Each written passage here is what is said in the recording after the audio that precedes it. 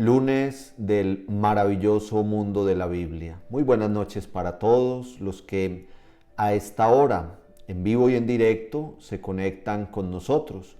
Pero también de una vez un saludo para todos los que durante la semana ven esta enseñanza que queda subida en nuestro canal de YouTube, Cristo Rey Manizales. Sean todos muy bienvenidos. Yo soy el Padre Luis Guillermo García, párroco de la Parroquia de Cristo Rey en la ciudad de Manizales, y con mucha alegría, con mucho entusiasmo y sobre todo con mucho amor, esta noche quiero llegar hasta sus hogares, hasta el lugar donde se encuentran, para que sigamos creciendo, para que sigamos compartiendo un poco este conocimiento sobre la poderosa palabra de Dios.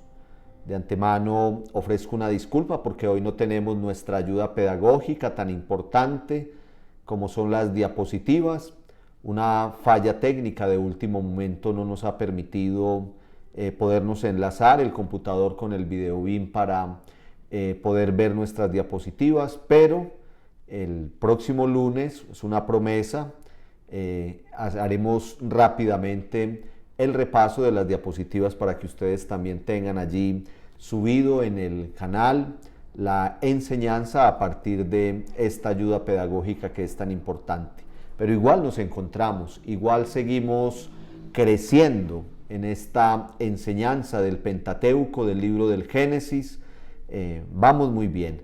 Ya hoy nuestro encuentro número 12, vamos a repasar, a sacar como unas enseñanzas muy concretas de todo lo referente a la escena de Caín y Abel, en el capítulo 4 del libro del Génesis, que meditamos el lunes pasado, y luego nos adentraremos en otra escena maravillosa que tiene una enseñanza espectacular, hermosa, como es el diluvio universal, que nos va a ocupar desde el capítulo 6 hasta gran parte del capítulo 9 del libro del Génesis.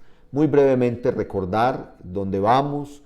Hemos visto una presentación de nuestro curso, hemos visto una introducción general a la Biblia, a la Sagrada Escritura en 2-3 encuentros, y luego nos hemos sumergido en el mundo del Pentateuco. Recuerden que el Pentateuco son los primeros 5 libros de la Biblia: Génesis, Éxodo, Levítico, Números y Deuteronomio. Esos son los primeros 5 libros de la Biblia. Ya estuvimos hablando de unas generalidades, por qué se llama Pentateuco, cuál es el contenido que tiene, cuáles son sus enseñanzas principales.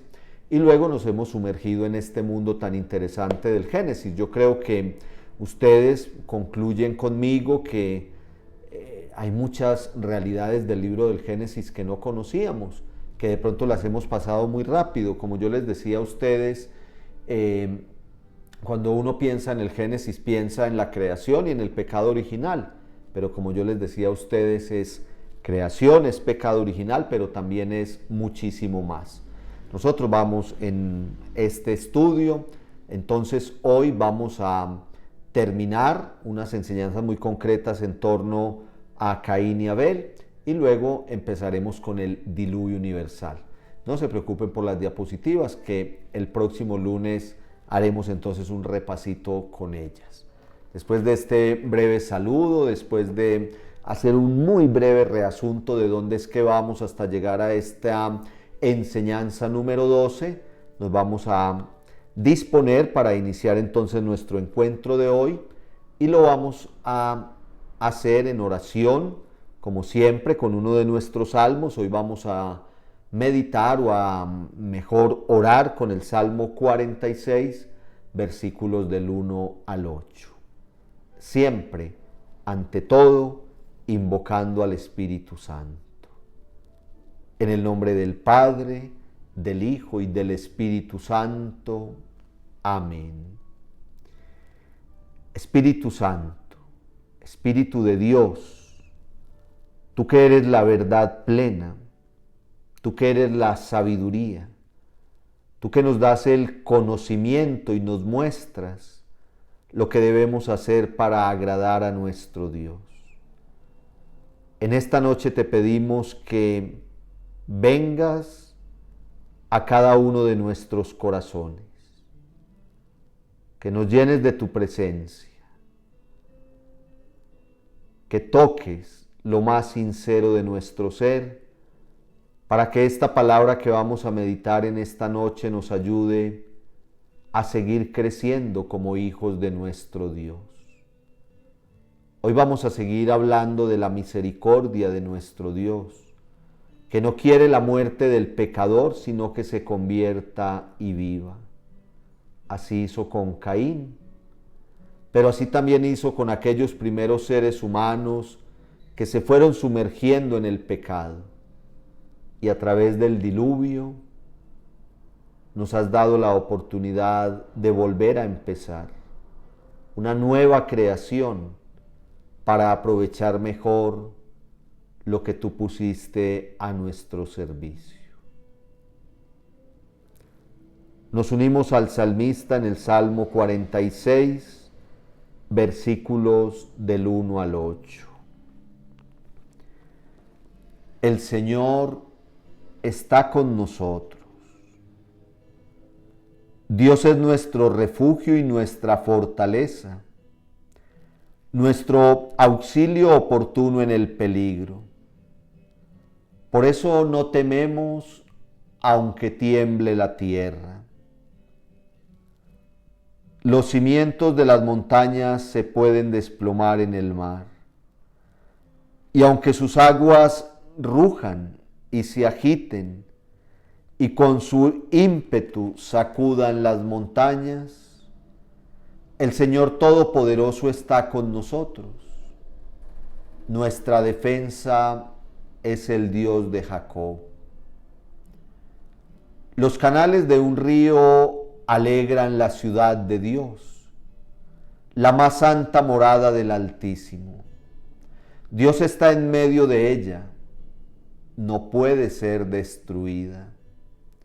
Dios la socorre al despuntar la aurora. Rugen las naciones, se sublevan los reinos. Levanta él su voz y la tierra se derrite. El Señor Todopoderoso está con nosotros. Nuestro alcázar es el Dios de Jacob. Gloria al Padre, y al Hijo, y al Espíritu Santo, como era en el principio, ahora y siempre, por los siglos de los siglos. Amén. Regálanos esta noche, Señor, tu luz. Síguenos mostrando el camino que debemos seguir a partir de las enseñanzas de tu poderosa palabra, en el nombre del Padre, del Hijo y del Espíritu Santo. Amén. Muy bien. Muchos de ustedes me mandan la tareita, muchos de ustedes en el correo electrónico, acuérdense, maravillosomundodelabiblia@gmail.com. Muchos de ustedes me ponen allí el ejercicio de cada semana y a mí me alegra mucho. Me alegra mucho porque es una manera de comunicarnos, así como esta enseñanza de cada lunes es una manera de comunicarnos, el correo electrónico también. Allí interactuamos un poco, yo siempre trato de responderles, de pronto me atraso un poquito porque son demasiados correos, yo voy cogiendo en orden y voy respondiendo, miro las tareas cuando me las envían, me han mandado fotografías ustedes o escaneado del cuadernito, de la libreta de apuntes y me parece muy bonito, eso me entusiasma a mí, porque así como hacemos con humildad pero con mucho amor un esfuerzo para preparar todo el material de cada semana, así también me parece muy bonito el tiempo que ustedes sacan, no solamente para esta enseñanza de una horita, se nos ha ido una horita y poquito, pero también durante la semana para leer los textos bíblicos y para hacer la tarea y para sugerir preguntas y temas. Muchas gracias por ese compromiso y por ese entusiasmo. Ustedes siempre me dicen a mí en los correos y cuando nos vemos que les gusta mucho cómo yo impregno ese entusiasmo y ese amor por la palabra de Dios. Pues déjenme decirles que encuentro en ustedes una respuesta maravillosa y muy bonita. Yo los veo muy entusiasmados, los veo muy enamorados, los veo muy entregados a este curso bíblico y sobre todo al estudio de la poderosa palabra de Dios, de nuestra Sagrada Escritura, donde está lo que el Señor espera de cada uno de nosotros. Habíamos dejado como tareita, hoy no lo podemos ver al fondo, aunque pues con mucha sencillez y humildad les digo, esta es mi oficina, estamos transmitiendo desde aquí hoy y ahí les tenemos un hermoso rostro del Señor Jesús, coronado de espinas, que preside hoy este encuentro, esta enseñanza con la poderosa palabra siempre iluminada, y también en este mes de octubre con la presencia de la Santísima Virgen María. Entonces vamos a mirar un poquito la tarea, el ejercicio anterior. Como les digo, dentro de 8 días tendremos la oportunidad de verlo en el fondo. Vamos a hacer un repasito en 10 o 15 minutos dentro de 8 días, pasando rápidamente, si Dios quiere, las diapositivas después de superar esta falla técnica. Dejábamos como tareita leer el capítulo 15 del libro del Génesis, el capítulo 15. Estamos ya en las tareitas en todo ese mundo de la historia patriarcal que empieza en el capítulo 12 del libro del Génesis. La primera pregunta de ese capítulo 15 era: ¿qué promesa le hizo Dios a Abraham? Entonces Dios le dice a Abraham: sal de tu pueblo, vas a ir donde yo te voy a enviar, tú vas a ser el padre de mi pueblo. En toda esa relación, en toda esa alianza que Dios hace con Abraham, la primera promesa que le hace, ¿cuál es? Dios le dice en el versículo 5 del capítulo 15: mira hacia el cielo y cuenta, si puedes, las estrellas, así será tu descendencia. Yo se los pongo textualmente, pero entonces la respuesta como tal es: la promesa de Dios a Abraham es descendencia abundante. La compara nada más y nada menos que con las estrellas que hay en el cielo. En otra parte, aquí en el mismo libro del Génesis, lo comparará con la arena del mar. Cuenta la arena del mar si puedes, así de abundante será tu descendencia. En este caso le dice: mira al cielo, cuenta las estrellas si puedes, así será tu descendencia. Hermoso, ¿no? Una promesa muy bonita. Y yo les pongo esta tareita porque vamos a ver nosotros en el desenlace de nuestro curso cómo todas esas promesas se van cumpliendo. Vamos a ver cómo cuando llegaron a Egipto eran multitud y allí se procrearon de tal manera que el faraón de Egipto se asustó. Dijo: ¿qué es este gentío? Si ellos quieren van a dominar. Y ahí es donde viene todo lo de la esclavitud, lo veremos en su momento. Pero entonces la promesa es descendencia abundante como las estrellas que hay en el cielo. ¿Cuál fue la reacción de Abraham ante esta promesa de Dios? Creyó y el Señor se lo tuvo en cuenta. Es muy importante. Acuérdense que estamos haciendo lectura atenta de la palabra de Dios y yo no me voy a cansar de insistirles. Cada pedacito, cada versículo, cada frase dicha tiene una importancia fundamental. Y por eso me gusta este tipo de preguntas. ¿Cuál fue la reacción de Abraham? Creyó. Y como creyó, Dios se lo tuvo en cuenta. Es lo que tenemos que hacer nosotros en el mundo de hoy, queridos hermanos y hermanas. Hay que creer en las promesas de Dios. Abraham fue para él difícil poder tener hijos, pero él sabía que Dios le iba a cumplir esa promesa. Y terminaron siendo en una descendencia tremenda, como las estrellas del cielo, como la arena del mar, porque Dios es fiel y es cumplidor de sus promesas. Una promesa maravillosa le hace Dios a Abraham y la reacción de Abraham fue creer. Creyó y lo más bonito es que Dios se lo tuvo en cuenta. ¿Qué le anticipó Dios respecto a esa descendencia a Abraham? En los versículos 13 y 14 de este capítulo 15 nos dice que Dios le anticipó a Abraham que la cosa no sería fácil, que su descendencia vivirían como extranjeros en un país extraño, que serían esclavos y oprimidos durante 400 años, pero que al final saldrían victoriosos y saldrían con muchos bienes. Eso está en los versículos 13 y 14 de ese capítulo 15. Entonces, ¿qué promete Dios a Abraham? Le promete una descendencia multitudinaria. ¿Cuál fue la reacción de Abraham? Creer, y Dios se lo tuvo en cuenta. A Dios le gustó esa fe de Abraham. Pero Dios le dijo a Abraham, listo, va a ser una descendencia abundante, pero todo no va a ser tan fácil, porque van a terminar siendo sometidos, oprimidos durante un periodo larguísimo, 400 años, pero luego saldrán de allí para la tierra prometida, saldrán a la tierra que emana leche y miel, tendrán una provisión abundante. Y efectivamente así también terminó cumpliéndose. En 15:15 está cómo fue la muerte de Abraham, en Génesis 15:15, y dice muy claro que iba a morir en paz y muy anciano. Esa es también como la manera como Abraham va a morir, como mueren los justos, como mueren los obedientes a Dios, como mueren aquellos que tratan de responder positivamente a la tarea que Dios les pone. Fue así con los personajes bíblicos y sigue siendo así hoy.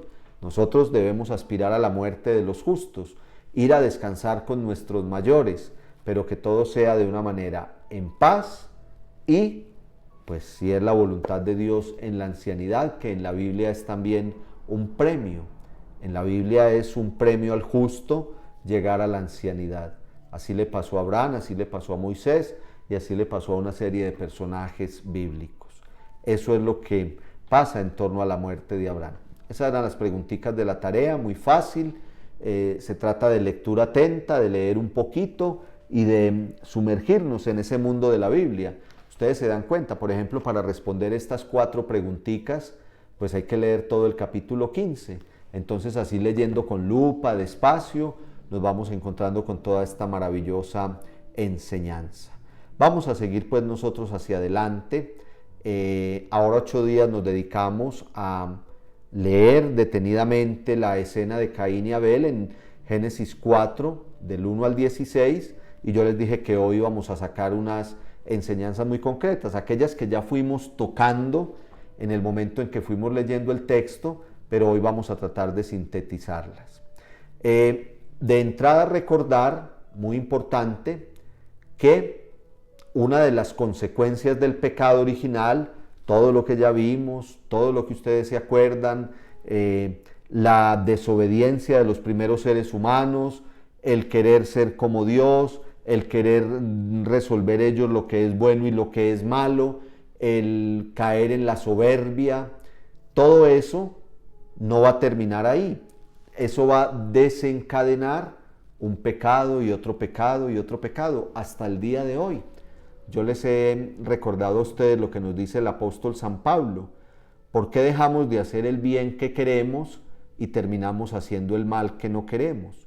Pues sencillamente porque hay una tendencia en el ser humano a pecar. Y esa tendencia viene desde los primeros seres humanos. Eso es como la herencia, como los caracteres hereditarios. Como cuando uno dice, saqué la nariz del papá, saqué el cabello de la mamá, saqué el genio de la abuelita, por poner un ejemplo. Asimismo, también la tendencia a pecar es transmitida desde los primeros seres humanos. Por eso tan importante el bautismo, que nosotros sabemos que borra esa mancha del pecado original, y por eso tan importante la gracia de Dios para luchar contra todo pecado y contra toda tentación, porque es realmente una inclinación que hay en nosotros. Recuerden que dijimos entonces que después de ese primer pecado o pecado original, que se da toda una continuidad del pecado ahí en el Génesis, en esos primeros 11 capítulos. Recuerden que la historia primitiva es del 1 al 11 y luego del 12 al 50 toda la historia patriarcal. En esos primeros 11 capítulos, después del pecado original, hay 3 escenas muy concretas donde se nos muestra cómo el ser humano queda con una tendencia a pecar. Lo que el autor sagrado busca es eso. Acuérdense que hay una palabrita que se llama el propósito editorial, que es lo que se propuso el autor sagrado, inspirado por Dios, cuando deja por escrito aquel mensaje bíblico. En los relatos de los primeros 11 capítulos del Génesis, lo que nos quiere mostrar la palabra es eso. Cómo entró el pecado en el mundo y cómo el ser humano queda con esa tendencia a pecar.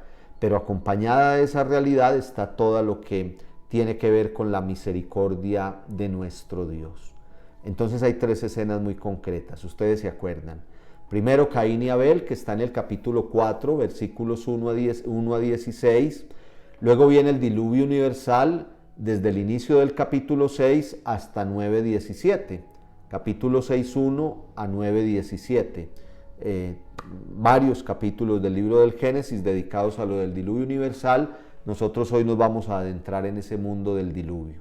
Y luego está la Torre de Babel, una breve enseñanza en 9 versículos, ya ustedes hicieron una tareita al respecto, Génesis 11 del 1 al 9. Entonces, Caín y Abel en el capítulo 4, diluvio universal capítulos 6 al 9 y Torre de Babel 11, capítulo 11, versículos del 1 al 9. Ya la vez pasada entonces nosotros nos dedicamos a leer Caín y Abel, y en 10, 15 minuticos vamos a hacer una síntesis bien hecha de esas enseñanzas para que nos adentremos un poquito en la realidad del diluvio universal. Génesis 4, 1 a 16 nos cuenta la historia de Caín y Abel. A causa del primer pecado, el mal se difunde por toda la tierra, empezando por Caín. Digamos que Caín es el primero que porta en sí toda esa secuencia de la tentación y del pecado. Primero Adán y Eva y después Caín, como resultado de ese pecado original. ¿Qué podemos decir de Caín y Abel? Ustedes se acuerdan muy bien. El uno es agricultor, el otro es pastor. Y decíamos nosotros aquí en nuestro encuentro anterior que son los oficios propios de su tiempo. Es un ambiente plenamente rural y se dedica la gente a pastorear ovejitas y a sembrar el campo. Y esos primeros seres humanos pues tenían propiamente esos oficios.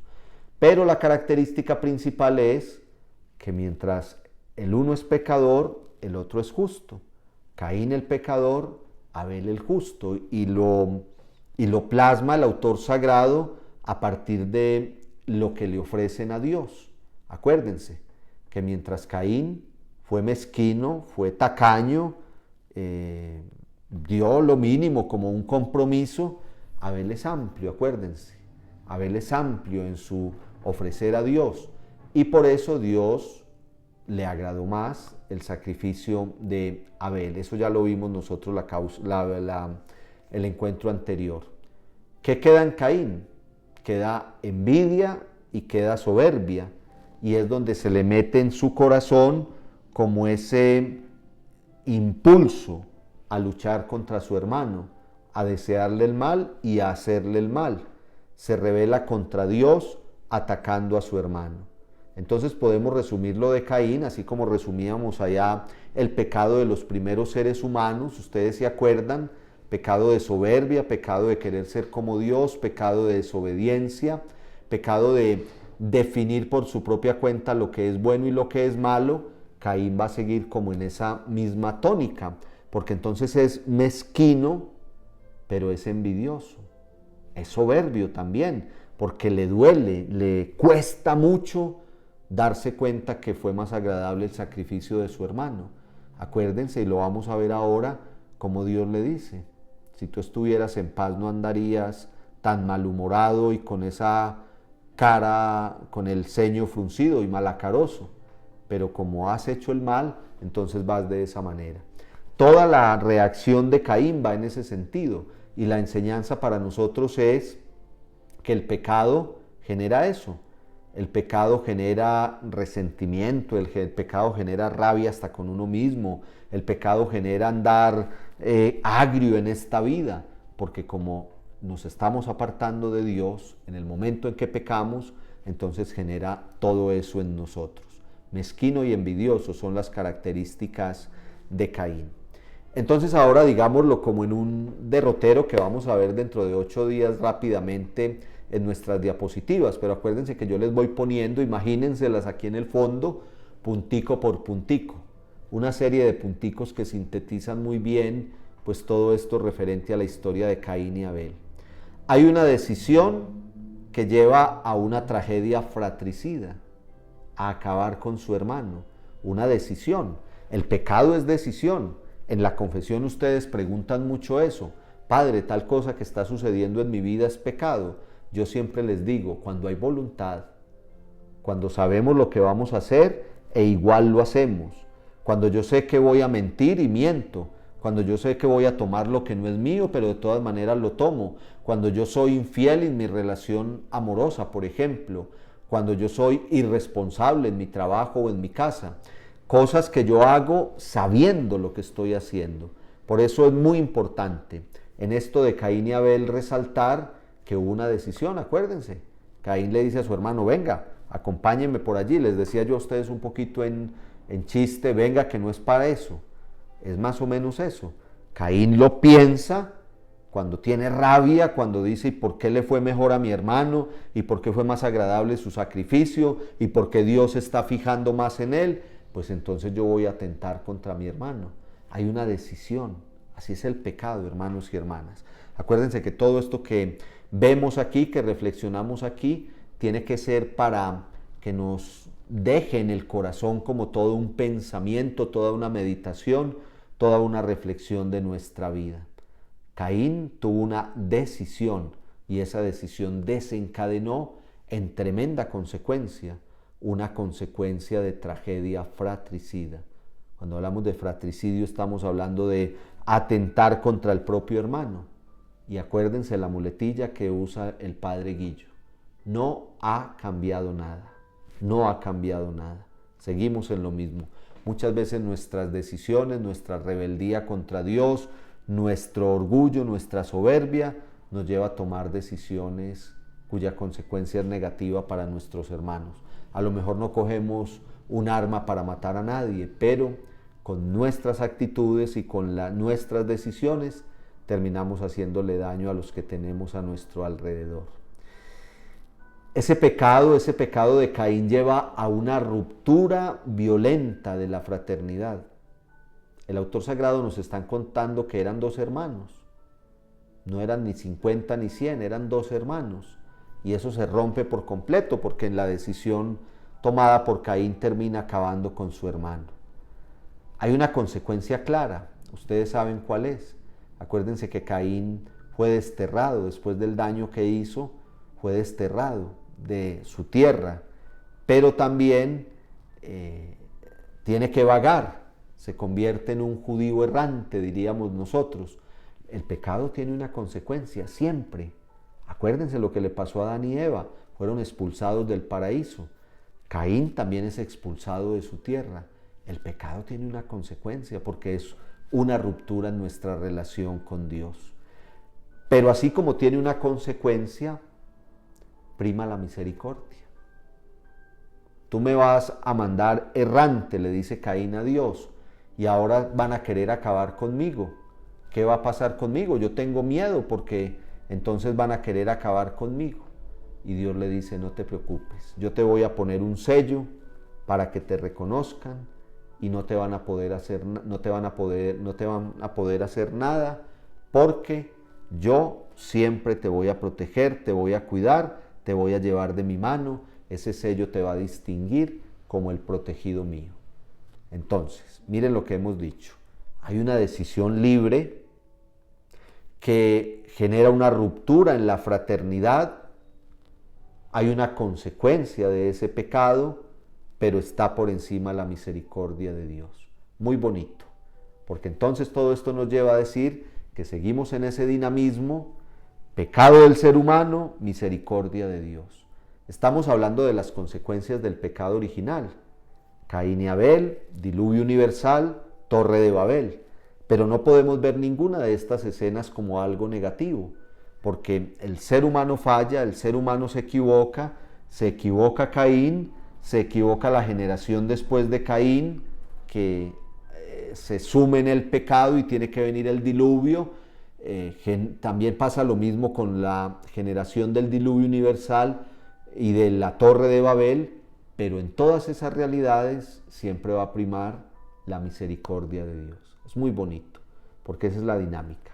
Pecado del ser humano, eso no es bonito. Cuando yo digo que bonito, bonito la misericordia de Dios, que no quiere la muerte del pecador, sino que se convierta y viva. Ya dijimos que la actitud de Caín es consecuencia del pecado original. Desde ese momento, desde el pecado original, las generaciones siguientes van a quedar inclinadas a caer en la tentación. Pero Caín termina reconociendo su culpa y por eso viene toda la misericordia de Dios que lo protege. Prácticamente podríamos terminar toda esta enseñanza de Caín y Abel citando textualmente lo que nos dice en el versículo 5 y en el versículo 7 de ese capítulo 4. Yo lo resalté mucho hace 8 días cuando lo leíamos. Dice que Caín se enfureció mucho y andaba cabizbajo. Yo llamo mucho la atención en eso porque ahí está lo que es la actitud de un pecador. Miren ustedes lo complicado que genera el pecado. Miren ustedes las dos características, las dos realidades.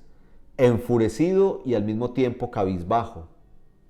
Es decir, perdió los estribos, andaba malgeniado, impaciente, con rabia si queremos decirlo, pero al mismo tiempo andaba triste. Piensen ustedes si esas son las consecuencias del pecado hoy como eran en aquel tiempo. El pecado nos lleva a eso. El pecado nos desequilibra, mental y emocionalmente nos desequilibra el pecado. Lo que le pasó a Caín es lo que le pasa al ser humano, lo que nos pasa a nosotros.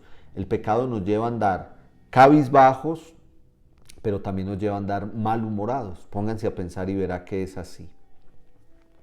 ¿Qué le dice Dios a Caín? Si ustedes me preguntan a mí, aquí lo tengo súper subrayado en este capítulo 4, el versículo 7, que es para mí lo más importante de esta historia de Caín y Abel.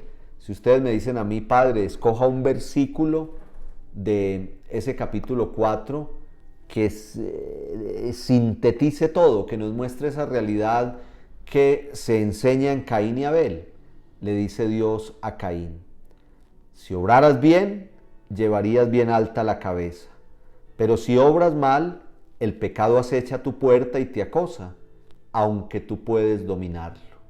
Lo insistíamos en nuestro encuentro anterior. Dios está diciendo que cuando uno obra mal, entonces es cuando el pecado acecha la puerta y nosotros nos dejamos envolver por él. Así como la serpiente, el pecado acosa, el pecado amarra, el pecado crea adicción prácticamente. Pero Dios nos deja claro que con su gracia podemos dominar ese pecado. En últimas, no nosotros. Lo que quiso decir es Dios, es que si nos aferramos a Él, si lo invocamos a Él cuando tengamos la tentación, Él nos va a ayudar con su gracia para que no caigamos en el pecado. Si obras bien, llevarías bien alta la cabeza. Imagínense ustedes. Uno dice, puedo llevar la cabeza en alto, tengo mi conciencia tranquila. Para eso hay que obrar bien y dejar de lado el pecado. Muy bien. Digamos entonces que hasta ahí un buen resumencito de Caín y Abel. Un buen resumencito es su tendencia del ser humano a seguir pecando, digamos que libremente toma la decisión de pecar, cae en el pecado, le hace daño a su hermano, hay una consecuencia del pecado, pero es más grande la misericordia de Dios. Para irnos involucrando en el mundo del diluvio, de toda esta escena del diluvio, lo que nos dice a partir del versículo 17, el libro del Génesis, hasta el versículo 16 termina la historia de Caín y Abel. Y luego va a seguir con la historia de los descendientes de Caín. Ese resto de capítulo 4, es decir, desde el versículo 17, pero también el capítulo 5. Es muy importante. Acuérdense que aquí no estudiamos en paracaídas la Biblia, sino muy contextualizada. Ustedes ven que vamos más o menos en una línea recta. Yo les he dicho que no quiere decir eso que vayamos a estudiar texto por texto, porque el tiempo no nos da, pero sí es muy importante ir contextualizando. Lo que no vayamos a ver nosotros aquí, sí al menos lo vamos a mencionar. Lo que nos dice en esos versículos, sobre todo del 17 al 26 del libro del Génesis, en el capítulo 4, es que después de la historia de Caín y Abel, viene el progreso técnico.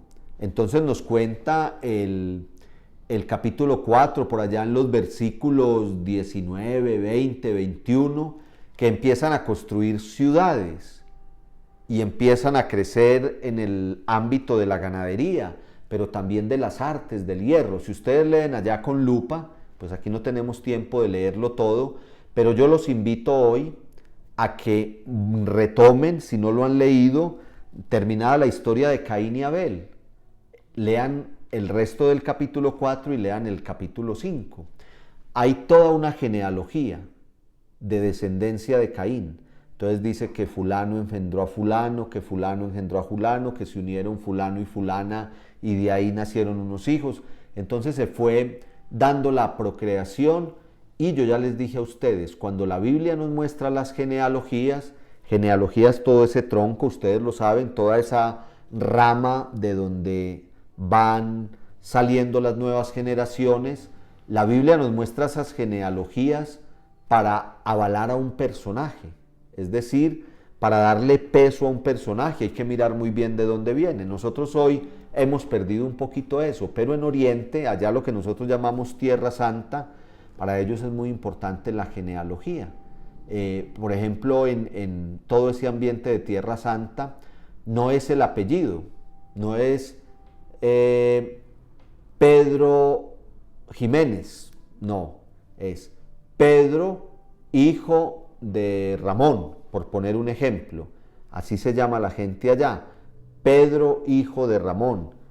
Jorge, hijo de Sebastián, por decir cualquier cosa. Hijo de, porque la genealogía es muy importante. ¿De dónde venimos? Pues nosotros también de alguna manera lo tenemos con el apellido, pero eso para los orientales es fundamental. Entonces, entre esos capítulos 4 y 5 del libro del Génesis nos muestran toda esa genealogía, cómo fue dándose la descendencia. Pero vuelvo y lo digo, si usted va y lo lee allá con lupa, nos va a contar que construyeron ciudades, que empezaron a trabajar con el hierro, que tenían tremendas ganaderías, que se fueron especializando en el mundo de las artes. Entonces por allá dice que, vamos a ver si yo lo encuentro aquí, es lo bueno de tener la Biblia subrayada, que uno inmediatamente lo encuentra. Mire, por ejemplo, aquí dice, el antepasado de los que fue el antepasado de los que tocaron la cítara y la flauta, puro arte. Y luego dice que fueron forjadores de herramientas de bronce y de hierro. Y va mencionando quiénes. Entonces, lo que nos quiere decir la Biblia es que se fueron especializando en el mundo de las artes, del bronce, del hierro, construyendo ciudades. Es decir, hubo todo un progreso. Pero siempre aparece el pero. Díganme ustedes si ha cambiado algo. Díganme ustedes si ha cambiado algo. No ha cambiado nada. No ha cambiado nada. ¿Saben cuál es el pero? Los que ya han leído bien allá saben cuál es el pero. Progreso, ciencia, arte, manualidad, construcción de grandes ciudades para su tiempo, trabajaban el hierro y el bronce, tocaban la flauta, todo eso tan bonito, pero además empezaron a sumergirse en un mundo de pecado. Entonces, mucho progreso, mucho arte, mucha ciencia, mucha manualidad, pero a la par con todo ese progreso humano, decadencia moral. Decadencia moral. Esto no me lo estoy inventando yo. No crean que estoy forzando los textos para que sea muy parecido al mundo de hoy. Vaya, lea. Desde esa perspectiva, desde esa óptica, a lo mejor usted ya leyó y dijo, no, esto lo voy a leer ligerito porque hay un poco de nombres, qué nombres tan enredados, son hasta malucos de pronunciar, toda esa descendencia de Caín, el nombre de las ciudades. Entonces eso de pronto no es tan agradable de leer como, por ejemplo, toda la historia del paraíso, o toda la historia de la primera caída, o toda la historia de la creación en 7 días. Vamos a ir aquí aprendiendo eso. Hay unos textos de la Biblia que de pronto son mucho más llamativos. No es que unos sean más buenos que otros, eso no lo podemos decir. La Biblia es igual de maravillosa desde la primera coma del libro del Génesis hasta la última coma del libro del Apocalipsis. Pero hay que ser honestos en que de pronto en la lectura, uno cuando va a leer la Biblia, pues hay pedazos que se lo salta mucho más ligero. Por ejemplo, este capítulo 4 y 5 de pronto se lo puede saltar mucho más ligero. Conclusión del capítulo 4 y 5.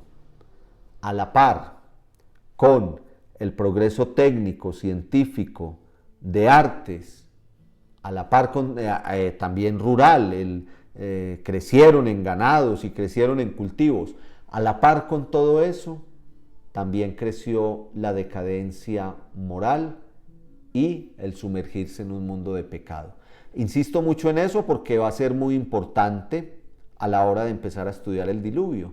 El meollo del diluvio está ahí. Yo creo que ustedes, si ya lo leyeron y si no lo han leído, hermanos y hermanas, la tarea hoy es esa.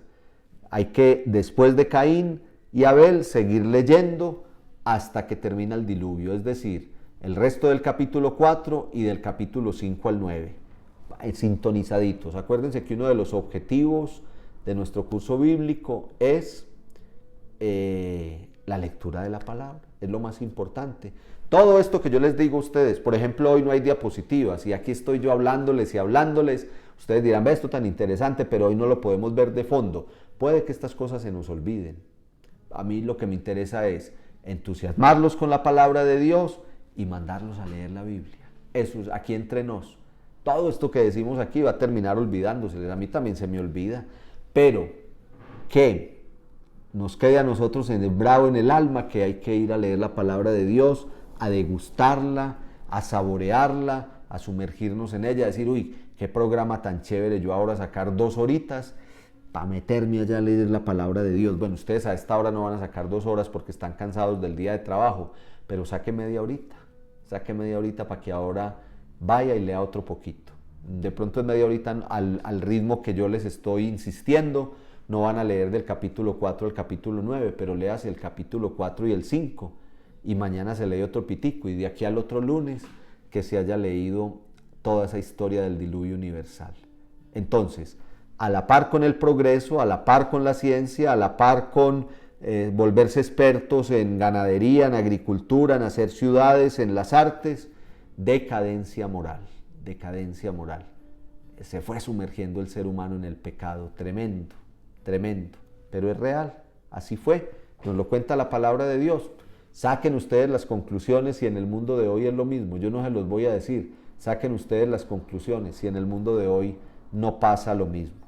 Entonces nos cuenta la Biblia por allá en el versículo 25 del capítulo 4 que el que reemplazó al justo Abel fue Set.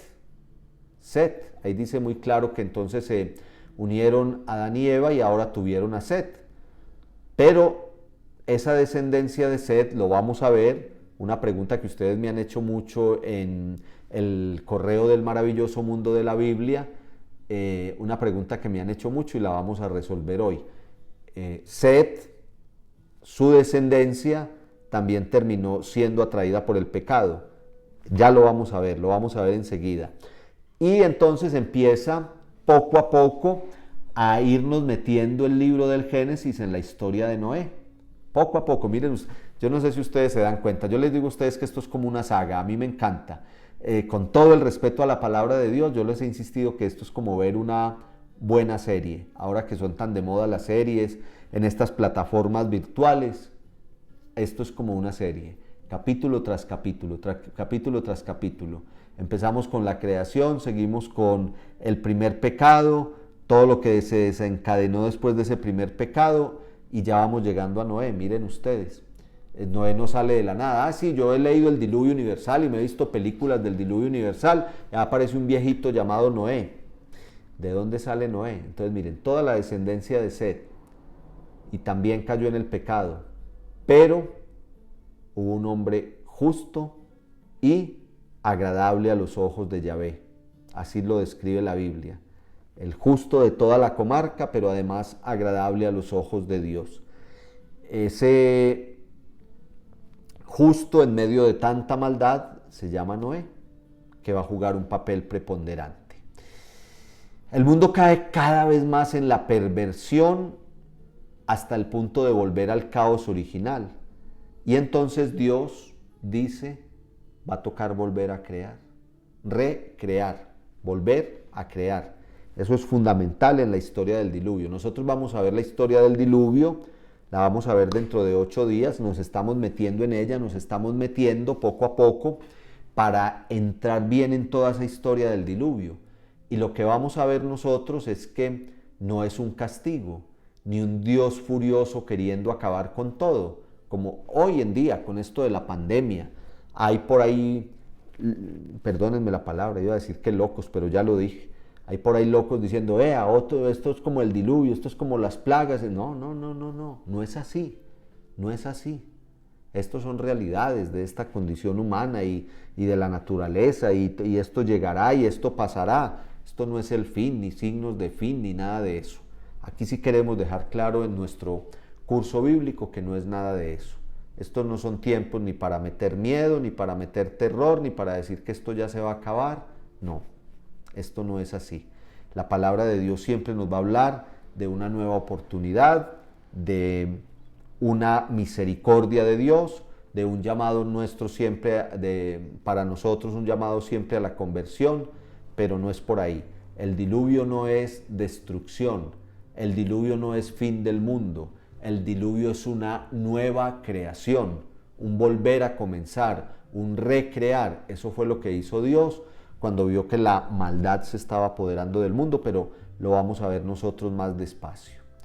Entonces vamos a meternos ya, entonces ya dijimos, después de el justo Abel vino su reemplazo, digámoslo así, en un término, de pronto no es el término más apropiado, pero vino su reemplazo que es Set. Y viene toda la descendencia de Set, pero también termina cayendo en el pecado. El único justo en medio de tanta decadencia y de tanta inmoralidad y de tanto pecado, entonces va a ser Noé. Si vamos a resumir de una vez la historia del diluvio, vamos a decir que es una historia de la misericordia de Dios. Ante la maldad que se apodera del ser humano, decide volver a comenzar. Es una nueva creación, una recreación. ¿Se acuerdan ustedes cómo empieza el libro del Génesis, el primer relato de la creación? Decía que todo era caos, ¿se acuerdan? Las tinieblas cubrían la tierra y todo era caos. Segundo relato de la creación, todo era árido, todo era reseco. No había vegetación, no había agua, no había ser humano para labrar la tierra. ¿Se acuerdan? Primer relato, caos. Segundo relato, aridez. ¿Qué pasa en el diluvio? Pues pasa que hemos vuelto a ese caos original, porque el pecado se fue apoderando de la tierra. Todo se fue volviendo pecado. El ser humano fue cayendo en ese mundo de pecado y entonces ahí lo que se forma es nuevamente todo el caos. Vamos a leer un poquito. Aquí venimos a leer la palabra de Dios y vamos a leer un poquito al inicio del capítulo 6. Cuando los hombres empezaron a multiplicarse en la tierra y les nacieron hijas, los hijos de Dios vieron que las hijas de los hombres eran hermosas y tomaron como mujeres a las que más les gustaron. Dijo el Señor: mi aliento no permanecerá por siempre en el hombre, porque es mortal. La duración de su vida será de 120 años. Por aquel entonces habían gigantes en la tierra, y también los hubo después que los hijos de Dios se unieron a las hijas de los hombres, y ellas les dieran hijos. Estos son los famosos héroes de antaño. Ya vamos a hablar de eso, tranquilos. Ya vamos a hablar de las hijas de los hombres, vamos a hablar de los hijos de Dios, vamos a hablar, estos minuticos que nos quedan, 10 minuticos, vamos a aclarar esos términos. Y dentro de 8 días nos metemos de lleno en el diluvio. Y vamos a hablarlo de los gigantes también, es muy fácil, van a ver. Me han preguntado mucho por eso, eso es lo que les decía ahora. Sigue, versículo 5 del capítulo 6. Al ver el Señor que crecía en la tierra la maldad del hombre y que todos sus proyectos tendían siempre al mal, ya dijimos lo de la técnica, lo de la ciencia, lo de la agricultura, lo de las ciudades, lo del arte. A la par con eso, la maldad. Al ver el Señor que crecía en la tierra la maldad del hombre y que todos sus proyectos tendían siempre al mal, se arrepintió de haberlo puesto sobre la tierra. Esto es muy bonito. Esto es tremendísimo para nuestra meditación y reflexión. Y profundamente afligido dijo: borraré de la superficie de la tierra a los hombres que he creado, a los hombres, a los animales, reptiles y aves del cielo. Me arrepiento de haberlos creado. Pero Noé obtuvo el favor del Señor. Ahí leímos hasta el versículo 8, que es todo un preámbulo. Es todo un preámbulo de lo que es el diluvio, de lo que va a pasar en el diluvio. Entonces miren ustedes, había mucho pecado en la tierra. ¿Y qué le pasó a Dios? No dice que se enfureció. Por eso les digo yo que es tan bonito. Son los sentimientos de Dios. Ese Dios cercano, el del paraíso, el que llegó caminando al jardín del Edén, el que le habló a Adán y le dijo: ¿dónde estás? ¿Se acuerdan? Ese Dios cercano, ese Dios es el que vuelve a aparecer aquí y dice que estaba acongojado, que estaba triste.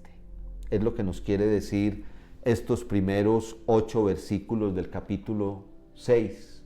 Es muy hermoso, porque dice que Dios, tremendamente afligido, dijo, tremendamente afligido. Entonces a nosotros nos meten una idea de un Dios furioso, de un Dios rabioso, de un Dios bravo allá. No, miren que no. Entonces el diluvio fue porque Dios llegó bravísimo a destruir todo. Estaba triste, estaba afligido, estaba profundamente conmovido. Cuando ustedes pueden seguir un poquito la hora santa de nuestra parroquia, el Señor nos pone mucho en la adoración eucarística a hablar de su sonrisa. Yo les digo mucho en la adoración eucarística que el Señor se está sonriendo. Yo lo siento así en ese momento de la adoración. Yo, más que ver, siento la sonrisa de Dios, la siento. Un Dios sonriente cuando su pueblo lo alaba, lo adora, se postra ante Él, cuando hacemos el bien, la sonrisa de Dios. A mí eso me encanta.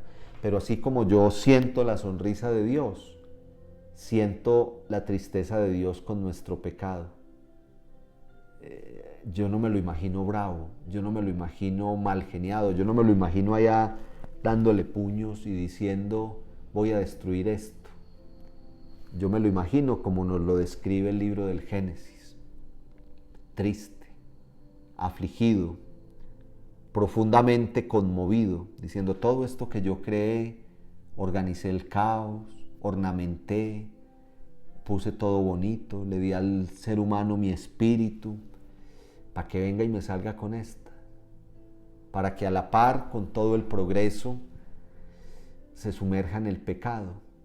Si ese progreso que tiene se lo di yo, si le di la inteligencia, la voluntad, las capacidades, y lo que hace es sumergirse en un mundo de pecado, me va a tocar volver a crear, me va a tocar recrear, me va a tocar volver a comenzar. Ya organicé el caos una vez, ya puse todo bonito y en su sitio, ya creé un mundo perfecto para el ser humano, pues ahora me va a tocar volver a hacerlo y una nueva creación. Entonces, pecado del ser humano y pura misericordia de Dios. Se los digo con mucho amor y con mucho respeto, así como nos imaginamos la sonrisa de Dios cuando pecamos, imaginémonos a Dios triste. Yo a veces les digo eso en la confesión a las personas. Yo les digo, cuando usted vaya a pecar, piense que eso le va a crear tristeza a Dios. Cuando usted se equivoca con una persona que ama y que lo ama, cuando usted le falla a un ser querido, a su mamá, a su papá, a su esposo, a su novia, a su novio, a su hijo, ese cargo de conciencia es dolor.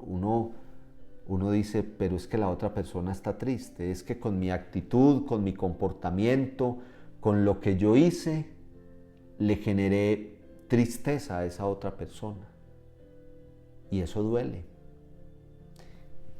Imaginémonos a Dios, triste, profundamente afligido ante nuestro pecado.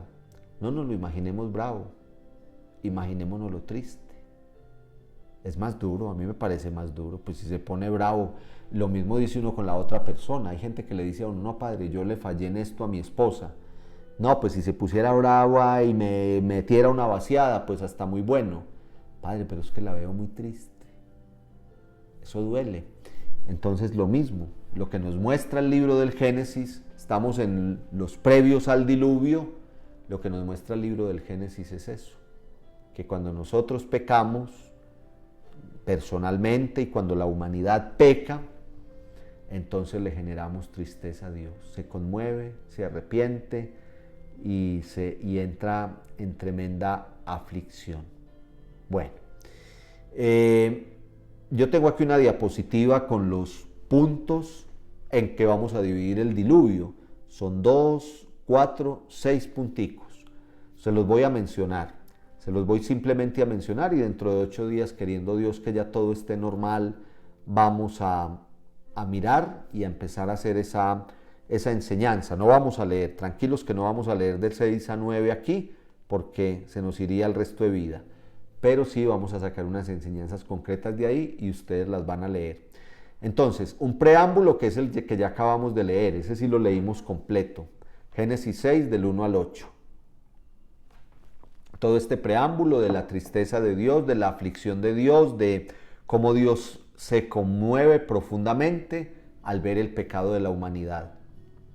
Luego del resto del capítulo 6, que es del 8 al 22, vamos a ver al justo Noé y la orden que le da Dios de construir el arca y de hacer como todo el previo para salvaguardar una pareja de cada especie animal y a su familia antes de que empiece el diluvio.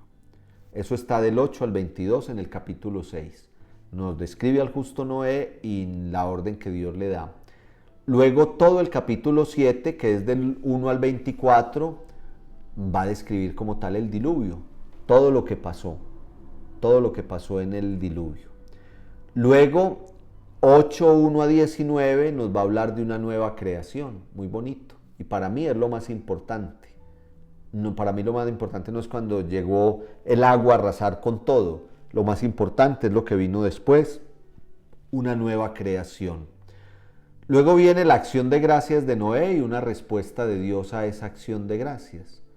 Y por último, en el capítulo 9, del 1 al 17, bendición y alianza. La tareita que les voy a dejar hoy, se las voy a anticipar de una vez, es leer toda la historia del diluvio. Usted ya la ha leído, pero la tarea es esa. Va a volver a leer toda la historia del diluvio. Si usted no se atreve a rayar su Biblia en un cuadernito, en su computador, en sus apuntes, saque los 4 versículos que más le llamen la atención. No textos grandes, sino versículos. 4 versículos que más le llamen la atención. Si se atreve a subrayarlos, subráyelos en su Biblia, ya con un marcadorcito, con un lapicero rojo o de color. Pero si no se atreve a rayar la Biblia de pronto, en un papelito, en una libretica, anóteme los 4 versículos que más le llamaron la atención. Y entonces va a leer el relato del diluvio en estos puntos que le acabo de decir. El preámbulo, que ya lo leímos aquí, 6, 1 a 8. Ese es el preámbulo, 6, 1 a 8. El justo Noé y la orden de Dios, 6, 8 a 22. 6, 8 a 22, Noé y la orden de Dios.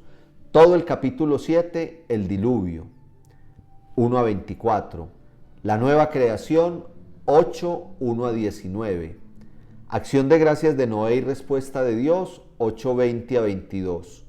Y 9, 1 a 17, bendición y alianza. Voy a terminar, pues ya es como costumbre pasarnos de la hora, llevamos en este momento justo una horita.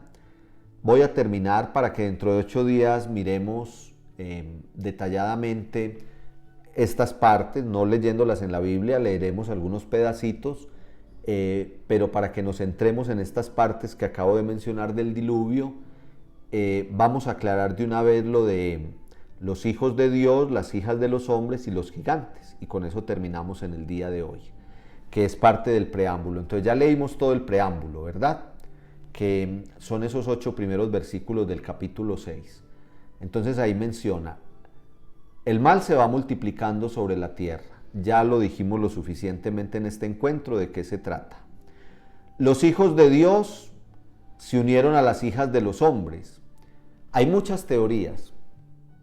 Podríamos hacer un día un encuentro de biblistas como el que hicimos la vez pasada, que muchos de ustedes vieron en el canal de la Arquidiócesis de Manizales, hablando por ejemplo sobre este tema. Da para mucha tela para cortar, pero yo les voy a enseñar mi punto de vista, como yo lo veo y como me parece que es y como lo he estudiado mucho a profundidad. Lo que les digo, si usted se va y se pone a buscar en libros de Biblia, en estudios, en exégesis, le va a dar muchas teorías sobre los hijos de Dios y las hijas de los hombres. Pero para mí lo que quiere enseñar el libro del Génesis es: los hijos de Dios es la descendencia de Set, el que vino después del justo Abel. Set era un hombre bueno, era un hombre justo y hizo las cosas muy bien. Entonces su descendencia era una descendencia muy buena, era una descendencia noble, era una descendencia justa, era una descendencia obediente a Dios. Son los hijos de Dios. Es un término dado para decir que hacían todo de acuerdo al querer y la voluntad de Dios. Muy bonito. Las hijas de los hombres, los descendientes de Caín. Entonces, los descendientes de Set, los descendientes de Caín. Los descendientes de Set, que hasta ese momento vivían en medio de la bondad, los descendientes de Caín, que cargaron con aquella tendencia a pecar, como le pasó a Caín, que la tomó de Adán y Eva, como le pasó a la descendencia de Caín, que también cayó en el pecado. Hijos de Dios, la descendencia de Set. Hijas de los hombres, la descendencia de Caín. Listo. Entonces se juntaron unos que eran buenos con unos que eran malos. Y ahí la cosa se dañó. Debido a esa unión, aumentó tremendamente el mal en el mundo. Cada vez fue más la degradación moral y la corrupción. La unión de los hijos de los hombres con los hijos de Dios, con las hijas de los hombres llevó a eso, a que aumentara la decadencia moral. Eso nos lo cuenta, lo acabamos de leer, el libro del Génesis. Entonces dice que se hizo necesario un periodo de penitencia y purificación, porque habla de 120 años de purificación, está en el versículo 3. Mi aliento no permanecerá por siempre en el hombre, porque es mortal. La duración de su vida será de 120 años. Yo les he dicho ya a ustedes que las cifras en la Biblia tienen todo un significado, tienen todo un simbolismo. El 120 como número que se desprende del 40, 3 veces 40, y el 40 en la Biblia indica dolores y penas, indica sufrimiento. Apréndanse eso.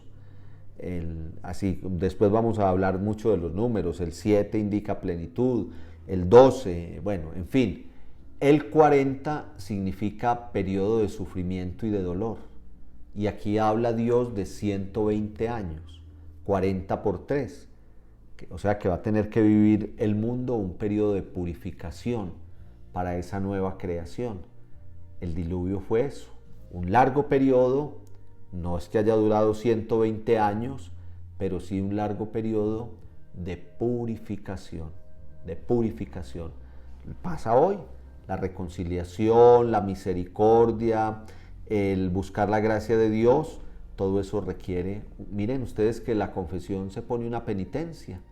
¿Por qué? Porque es necesaria esa purificación cuando hemos pecado. Aquí ya está. Entonces, hijos de Dios, descendencia de Set, hijas de los hombres, descendencia de Caín.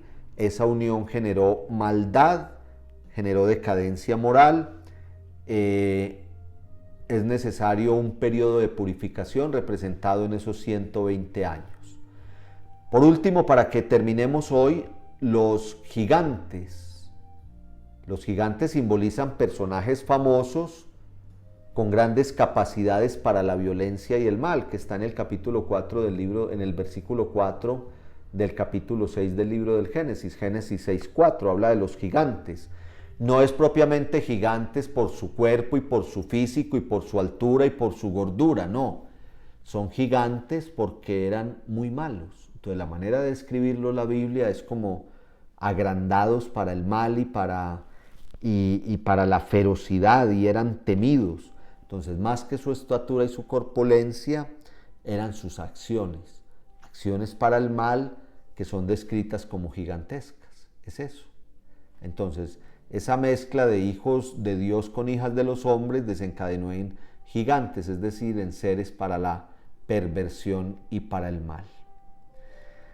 Ante toda esta cruel realidad de maldad que inundó el mundo, luego de Caín y Abel, Dios se arrepiente, entra en tristeza, entra en aflicción y dice: tengo que volver a crear.